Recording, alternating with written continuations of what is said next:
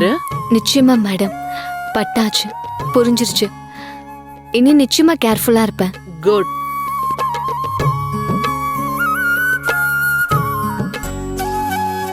Officer madam, சீக்கிரம் வா. நிறைய ஷாம் மாதிரி ஆளுங்களை வேட்டையாடணும். அதிகாரத்தோட அடிக்கலாம். ஓகேவா?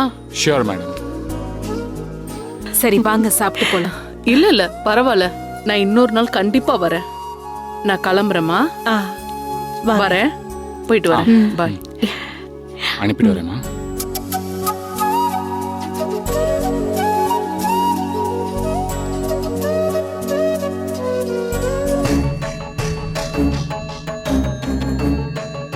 என்னையா, என்னை உங்களை ஜீப்ல ஏத்தாம போறேன்னு பாக்குறீங்களா? ஒரு தடவை தப்பா ஏத்திட்டு போனதுக்கு தான் இப்ப இவங்க கிட்ட மன்னிப்பு கேட்டுட்டு போறேன்.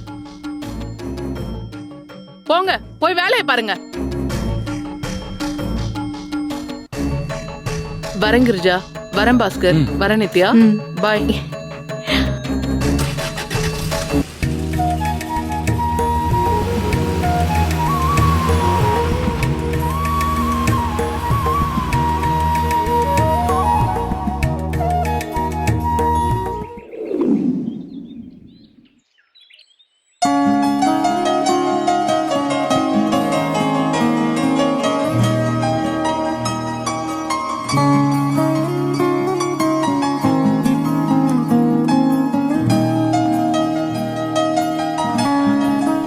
என்னக்கா? பாத்தியா பாஸ்கர், ஒரு புயல் அடிச்சு ஊஞ்ச மாதிரி இருக்கு. எவ்வளவு அமைதியாயிட்டா. இல்லனா எப்ப பாரு அழுதுகிட்டு உட்கார்ந்து யோசிச்சுக்கிட்டு கலவரத்திலே இருப்பா. என்னக்கா, என்ன பத்தி ஏதோ பேசுற மாதிரி இருக்கு? ஒன்னும் இல்ல. நேத்து வரைக்கும் என்னென்ன எப்படி எப்படி நடந்துச்சு, நீ என்னவா இருந்த, இன்னைக்கு எவ்வளவு மாறிட்டேன்னு தான் பேசிட்டு இருந்தோம். அப்படியா? இவ்ளோலாம் பேசின மாதிரி எனக்கு தெரியலையே. ரொம்ப சுருக்கமா அக்கா என்ன பத்தி ஏதோ சொன்ன மாதிரில இருந்துச்சு. ஆமா, உன்னை பத்தி தான் பேசிட்டு இருக்கோம். இப்ப என்னடி? அக்கா நான் ஒன்னும் சொல்லவே இல்லையேக்கா. அண்ணன் தான் ஏதோ சமாளிக்க ட்ரை பண்றான். புயல் அடிச்சு ஓஞ்சுதுன்னு நீங்க பேசினது நல்லாவே என் காதுல விழுந்துச்சே. உண்மைதானே?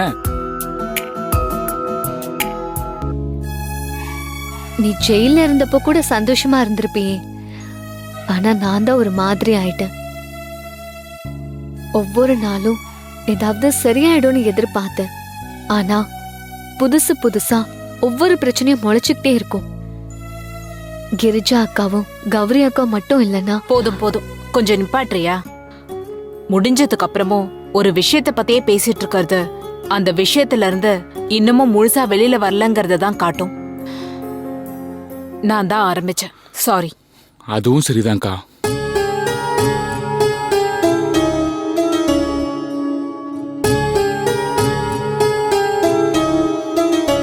அக்கா,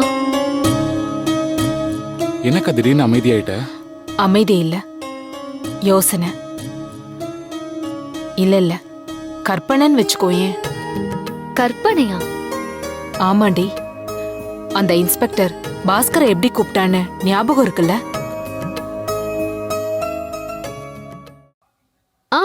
ஆபீசர்னு கூப்பிட்டாங்க.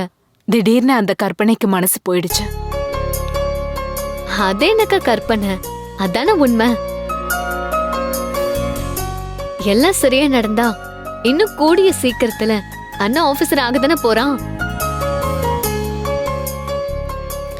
நீயும் வேலைக்கு போயிடுவ. அதுக்கப்புறம் இந்த வீடு ரொம்ப ரொம்ப சந்தோஷத்துக்கு போயிடும். உண்மைதான்க்கா. நிறைய கஷ்டப்பட்டு அதுக்கப்புறம் வர சந்தோஷத்துக்கு மதிப்பு அதிகம் தான்க்கா. அம்மாவை ரொம்ப சந்தோஷமா வச்சுக்கணும்க்கா. கௌரி அக்காக்கு சீரெல்லாம் நிறைய செய்யணும்க்கா. கல்யாணம் ஆகி போனதுல இருந்து அவளுக்கு நாம ஒண்ணுமே செய்யலடா. இனிமே பண்ணுவோம்க்கா. கண்டிப்பா பண்ணுவோம். அவளும் சரி அத்தையும் சரி அதெல்லாம் எதிர்பார்க்கவே மாட்டாங்க. பட் இருந்தாலும் நாம பண்ணணும்க்கா. அக்கா, நான் உன்கிட்ட ஒன்னு கேட்கவா? இது என்ன புது பழக்கம்? அனுமதி வாங்கிதான் கேப்பியா? இல்லக்கா, உன்னோட கார்மெண்ட்ஸ் முயற்சிய அப்படியே ஒத்தி போட்டுட்டியே.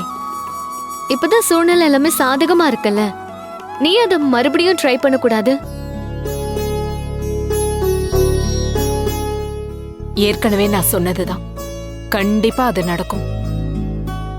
அது நாளைக்கே நடந்தாலும் நடக்கும், இல்லனா கொஞ்சம் தள்ளி போலாம்.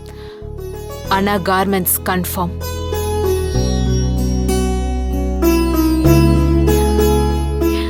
சீக்கிரமாவே நடக்கணும்க்கா. இந்த வீடுனாலே ரொம்ப மட்டமா நினைச்சிட்டு இருந்த எல்லாருக்கும் ஒரு பாடம் சொல்லி தரணும் நம்ம. ஏ லூசு, என்ன நீயும் சாரதா மாதிரியே பேசுற? மத்தவங்க பாப்பாங்க, மத்தவங்க பேசுவாங்கன்னு நாம வாழ ஆரம்பிச்சா வாழ்க்கையில எப்பவுமே நிம்மதி இருக்கவே இருக்காது. நாம மனசு வச்சு போராடுவோம், ஜெயிப்போம். அந்த வெற்றில நாம மட்டுமே சந்தோஷத்தை ஷேர் பண்ணிக்குவோம். ஓகே தானே? ஓகேக்கா. சரிதான்க்கா.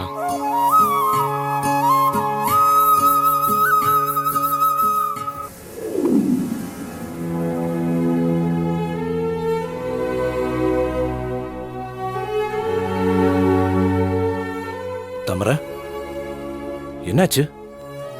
ஏன் இவ்வளவு அமைதியா உட்காந்துட்டு இருக்க? ஏய், என்னாச்சு? உடம்பு எதுவும் சரியில்லையா?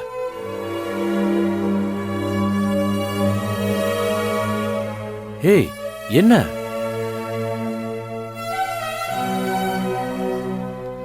நான் தப்பா இருக்கேனா? திடீர்னு இப்படி கேட்டினா? வீட்ல யாராவது ஏதாவது சொன்னாங்களா? இல்ல, நானே தாங்க கேக்குறேன். நல்லா யோசிச்சு பதில் மட்டும் சொல்லுங்க.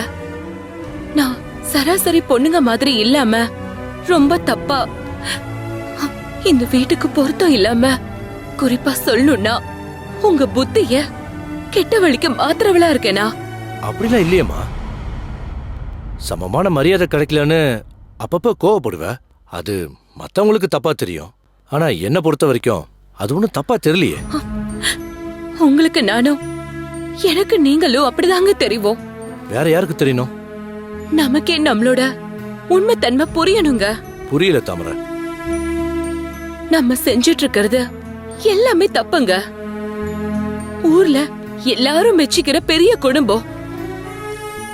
ஆனா நம்ம 2 பேருக்கும் அப்படி தெரியலையே. ஆகாத குடும்பமா, விலகி நின்னு வேடிக்கை பாக்குற குடும்பமா, கொஞ்சமும் நம்மள மதிக்காத குடும்பமா தானங்க தெரியுது. வீட்டுக்குள்ள இருக்க 4 பேருக்கும் அன்னபூர்ணியாத்த தெய்வம் மாதிரி தெரியறாங்கன்னா, நமக்கு மட்டும் ஏன் கொஞ்சம் கூட ஆகாத எதிரி மாதிரி தெரியறாங்க?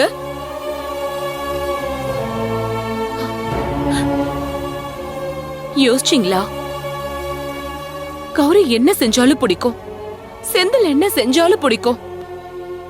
ஆனா மாணிக்கமும் தாமரையும் எது செஞ்சாலும் பிடிக்காது. ஏன்னு யோசிச்சிங்களா?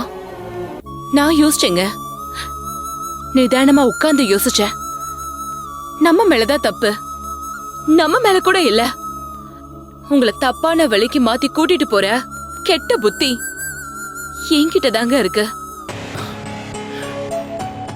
ஏய், என்னது திடீர்னு ஞான உதயம்? நம்ம ஒன்றும் உரிமை இல்லாதது எதுக்காகவும் அடிச்சுக்கலையே. வர வேண்டியதை கொஞ்சம் சத்தமா வாய் விட்டு கேட்டோம். அதுல என்ன தப்பு இருக்கு? அதுக்காக நீ ஏன் இவ்வளவு கலங்கி போய் பேசணும்? இதுதாங்க, இதான் நம்ம பிரச்சனையே. நமக்குன்னு எத்தனை காலமானாலும் மாறாம இருக்க போற ஒண்ணுக்காக இப்பவே நம்ம ஏன் அவசரப்படணும்? இந்த வீட்ல நமக்கு என்ன குறைச்சல்? நல்லாதானே பாத்துக்கிறாங்க. அப்படியே ஒட்டி இருந்துட்டு போயிடலாமே. நாம எங்க ஒட்டாம ஒதுங்கியே இருக்கணும்?